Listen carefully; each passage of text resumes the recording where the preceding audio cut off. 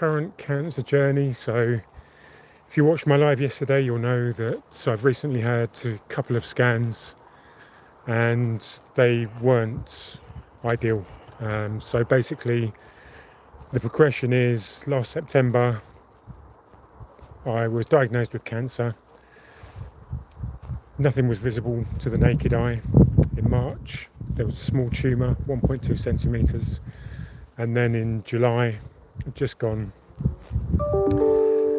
Although the MRI can't actually tell me how big the tumour is, it's in an area of up to 2.5 centimetres, so that could be all tumour, part tumour, some inflammation.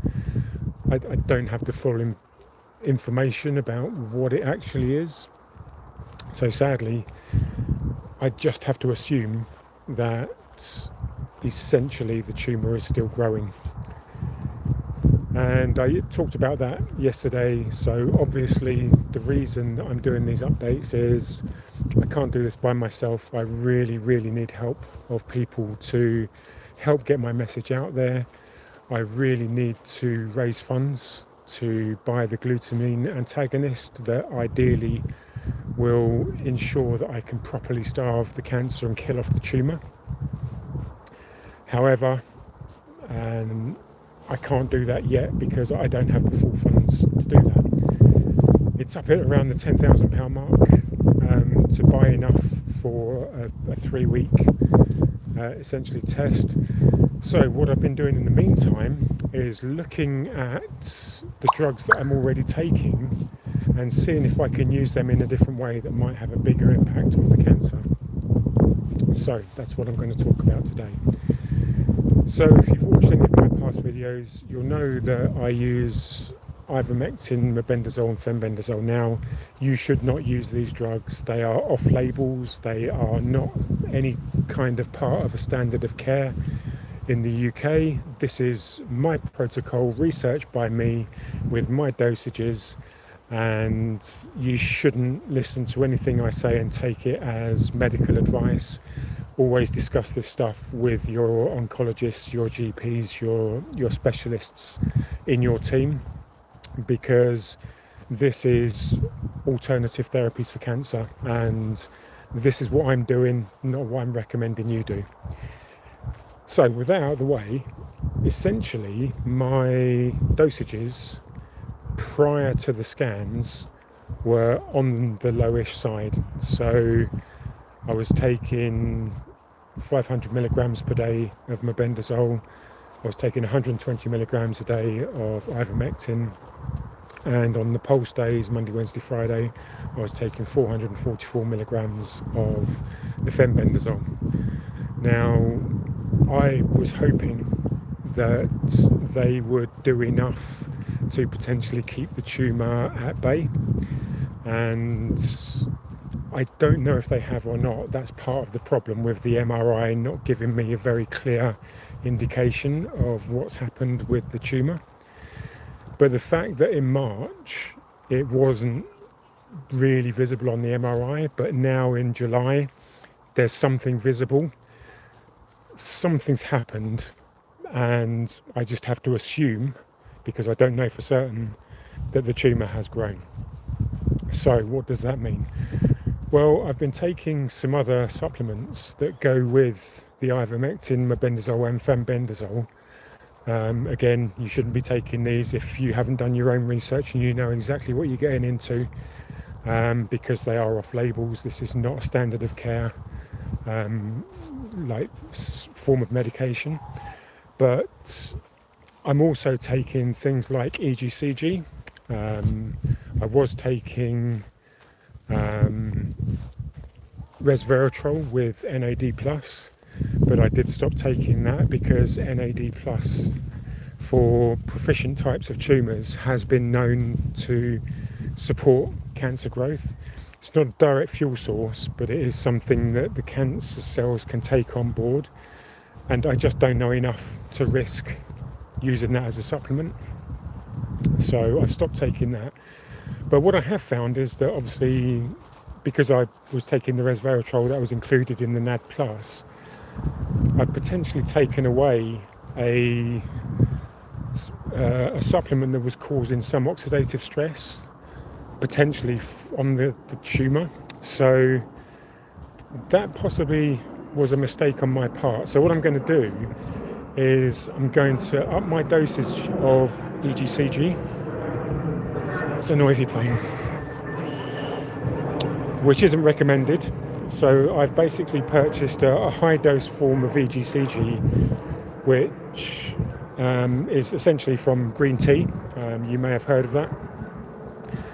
But it does have this ability not only to cause some level of oxidative stress on a tumour, but it also has the ability to prevent the uptake of glutamine. So what I'm doing is I'm going to switch to a very high dose just to test initially for tolerance. So I'll take 2 tablets without food in the morning and 2 in the afternoon. Now that's 4 times more than you would normally take. So again, don't try this. I mean, I know my body really well. So if I take something on a high dose of something, I kind of feel like if it is going to cause me a problem, I will sense that in my body, and I will understand that it's that's causing it. But I'm also going to get in touch with my local hospital, and I'm going to ask them if they will do some blood tests in about a month's time. And I'm going to ask if they wouldn't mind adding a couple of very specific tests for liver function, because toxicity is a potential side effect of high doses of EGCG in the liver. And so I will ask them if they will be happy to include those in the test. And I'll see what they say. If not, I may have to find a way of getting that tested privately. So the EGCG in the higher dose, because again, it's one of those things that's not sort of, well, if you take a 1,000 milligram tablet of EGCG, which is effectively a high dose tablet, the bioavailability isn't as much as 1,000 milligrams. So all of that's not going to get into your system. So my idea is to take even more, so that there's even more of it available, and hopefully with the various other supplements that I'm taking, because I'll also be taking curcumin, and there's piperine, and all of these other things that help bioavailability for certain drugs. These are the things that potentially can make the difference. When I add the resveratrol into the mix, so I'm taking EGCG as a glutamine inhibitor, and I'm using the resveratrol, and I'll see about taking potentially a higher dose of that. I'll use a liposomal resveratrol, which again is more bioavailable, and I'll go on the high dose, and that will hopefully cause more oxidative stress around the tumour site. And again, it's still the cheap way of doing it, but ideally, ultimately, while I'm doing this test, I can hopefully be raising funds on my GoFundMe to get the real glutamine antagonist that absolutely 100% blocks the uptake of glutamine, and means that the oxidative stress really does have a bigger impact on the tumour.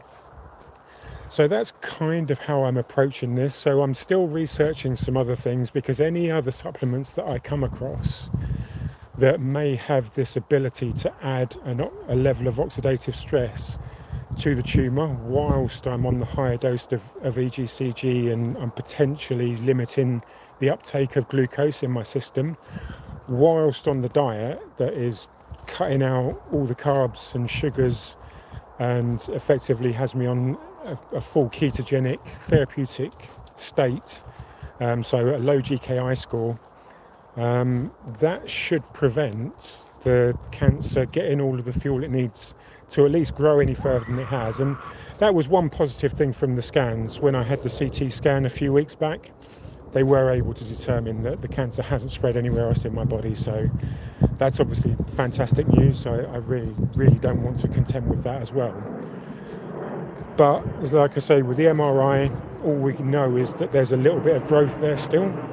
So what I've been doing to this date hasn't fully stopped potentially the tumour growing. So this is why I've got to make a change, and this is why I need to really get more awareness around my GoFundMe. That's going to be really, really important for me going forwards. So if you're able to donate, please do donate whatever you can, no matter how little, because honestly, I will be grateful, it will be appreciated, and it will get used to help me purchase this glutamine inhibitor that Professor Seafeed recommends for the full metabolic protocol. If you're unable to donate, that's absolutely fine. I don't expect everybody to be able to, but please do consider interacting with this video, liking and sharing the video, write a comment below.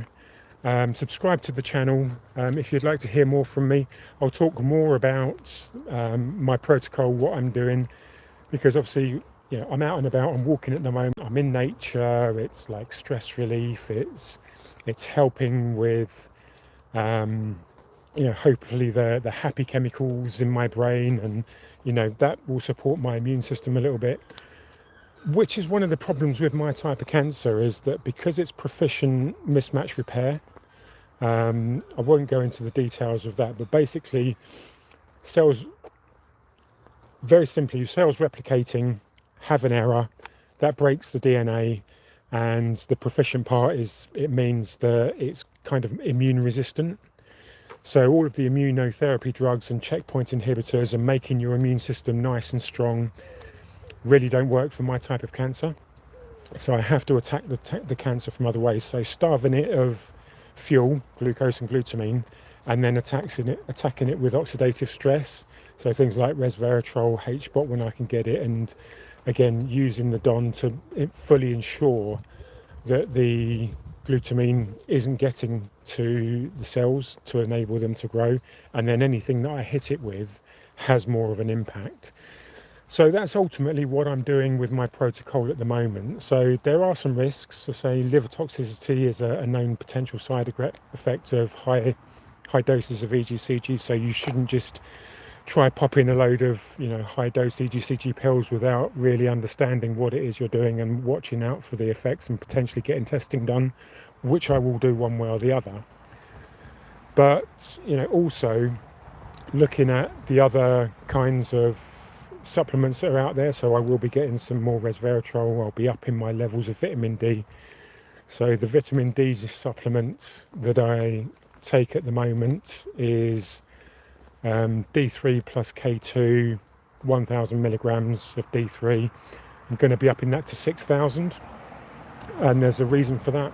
Again, high levels of vitamin D have been known to help and have anti-cancer properties, and so, you know, really, you know, that's something I can do for very low cost. It's not like I need the £10,000 to be able to get the vitamin D levels up in my blood, but it does seem that we have a deficiency in the UK particularly, and probably in the US.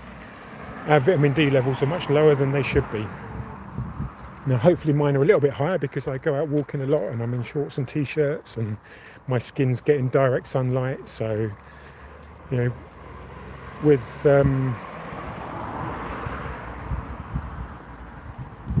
the various supplements that I'm on, I'm hoping that I'm getting all of the vitamin D that I need, but I think I will be upping that as well. So yeah, that's basically what I'm doing with my protocol at the moment. I'm out of the park now, so there's going to be a lot of traffic and road noise coming up here soon. I didn't see the comments coming up down the bottom, they've all just popped up. I don't know how that went on.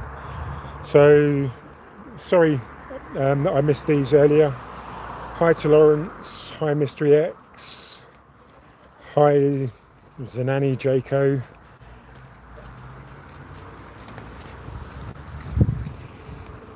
and hi Nisha. How do I deal with criticism? I mostly ignore it, I've got to be honest. I think people who just come on to other people's lives just to criticise says more about them than it does about me. So not worrying about that too much. But like I say, getting closer to the main road now, so I'm going to shut this live down, let it do its thing and process.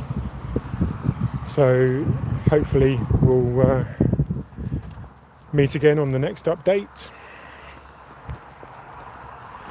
But in the meantime, please subscribe to the channel, that really helps me out. Like this video if you got any value out of me talking about my supplements. Share it if you feel like you want to help me try and raise some of the £10,000 for the GoFundMe for getting me the glutamine inhibitor. And thank you all very much for watching this video. I will see you again in the next update, so take care for now. I'll see you all again soon.